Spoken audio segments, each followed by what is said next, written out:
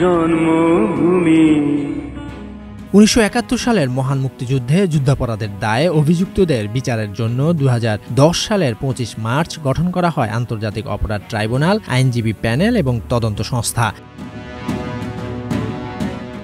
15 বছর পর নিজের প্রতিষ্ঠিত সেই ট্রাইব্যুনালেই বিচারের রায়ে মুখোমুখি হলেন স্বৈরাচারী তকমা পাওয়া সাবেক প্রধানমন্ত্রী শেখ হাসিনা। বর্তমানে প্রসিকিউশনে থাকা আইনজীবীরা সে সময় আসামি পক্ষের আইনজীবী হিসেবে দায়িত্ব পালন করেছেন। শেখ হাসিনার নিজের প্রতিষ্ঠিত ট্রাইব্যুনালে বিচারের মুখোমুখি হওয়াকে প্রকৃতির বিচার হিসেবেই দেখছেন অনেকে।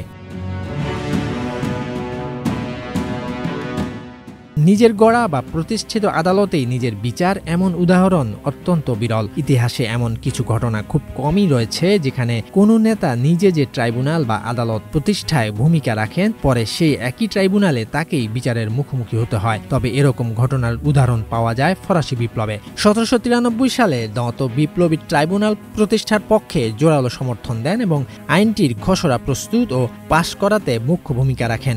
উদ্দেশ্য ছিল বিপ্লব বিরোধীদের দ্রুত বিচার করা।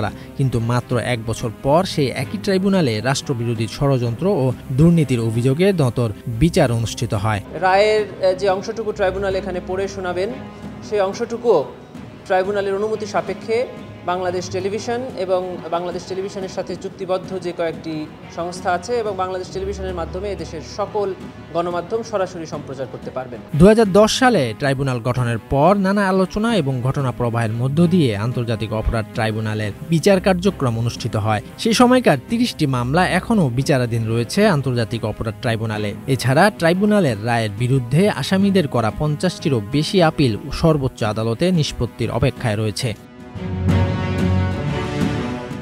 গত বছর জুলাইয়ে গণঅভ্যুত্থানের পর অন্তর্বর্তী সরকার দায়িত্ব গ্রহণের পর 2024 সালের অক্টোবরে আন্তর্জাতিক অপরাধ ট্রাইব্যুনাল পুনর্গঠন করা হয়। পরে গেল বছরের নভেম্বরে ট্রাইব্যুনাল আইনে বেশ কিছু সংশোধনী আনা হয়। বিচারিক কার্যক্রম শেষ হওয়ার পর 17 নভেম্বর রায়ের দিন ধার্য করে ট্রাইব্যুনাল।